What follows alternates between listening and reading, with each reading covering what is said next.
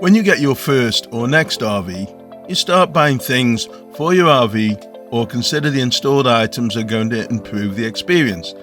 These are factory options, installed options, aftermarket upgrades and extra gadgets.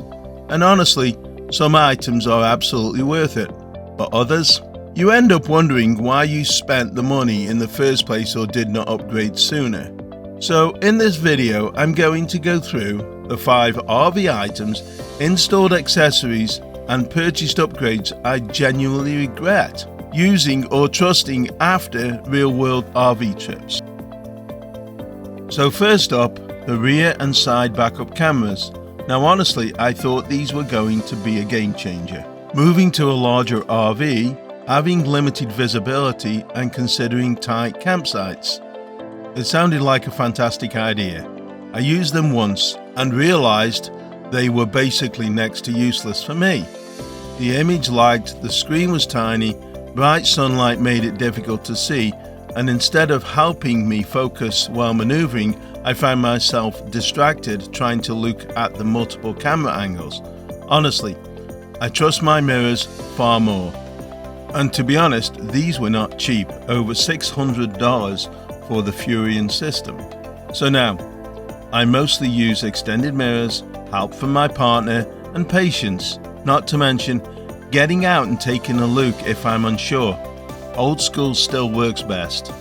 Only time I could see these being useful is if you are trying to back into a tight spot without any help. But even then, taking your time and checking distances works for me. Next up, the rear bumper mounted spare tire holder.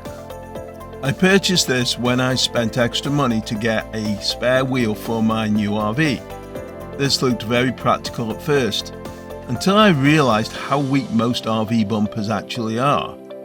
The spare tire consistently bounced while driving.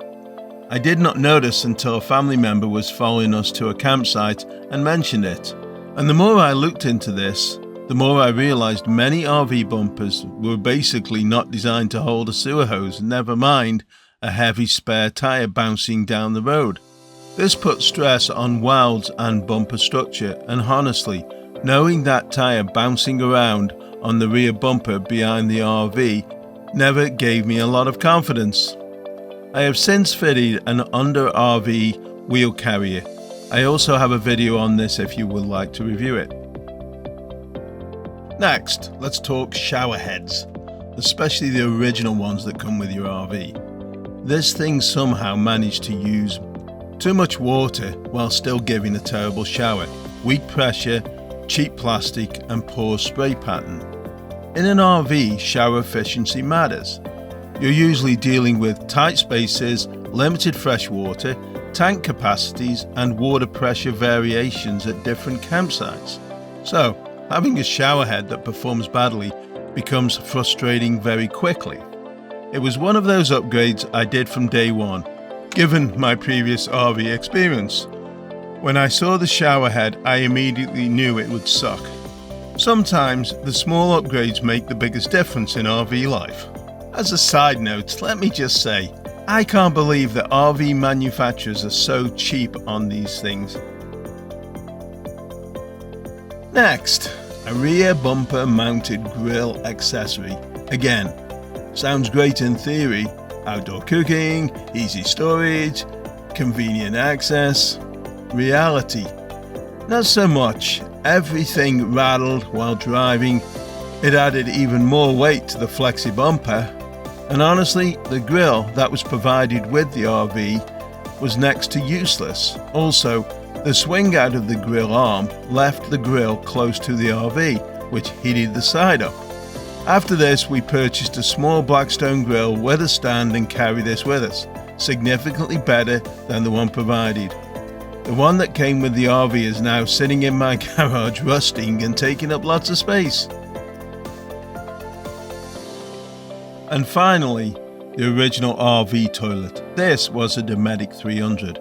This actual model is installed in almost every new RV. Now, right from the start, the plastic construction just didn't feel really sturdy.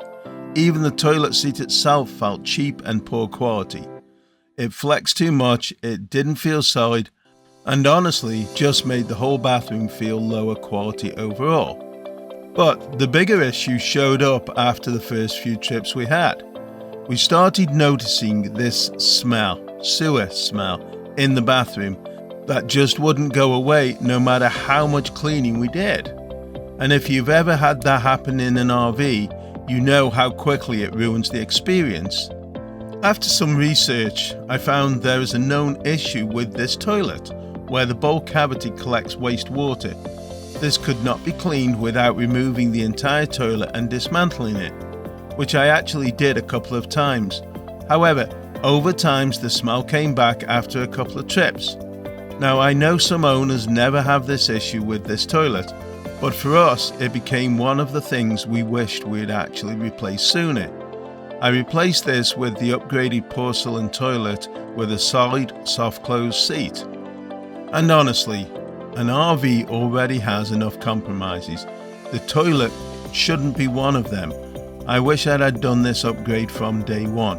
And again, this all comes down to the RV manufacturers just saving a few dollars. The upgrade wasn't that expensive.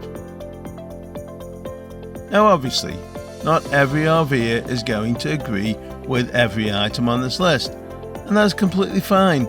This is my real-world experience after actually using these items, installed accessories and aftermarket upgrades while traveling. Sometimes the things that sound amazing at the dealership or look great online turn out to be the things you use the least or regret the most. So, let me know in the comments, what's the worst RV item, installed accessory or upgrade you've ever purchased for your RV? Because honestly, I think every RV owner has at least one story. And if you enjoyed the video, hit subscribe. I've got plenty more RV content, my honest opinions, and real-world experiences coming soon. Thanks for watching.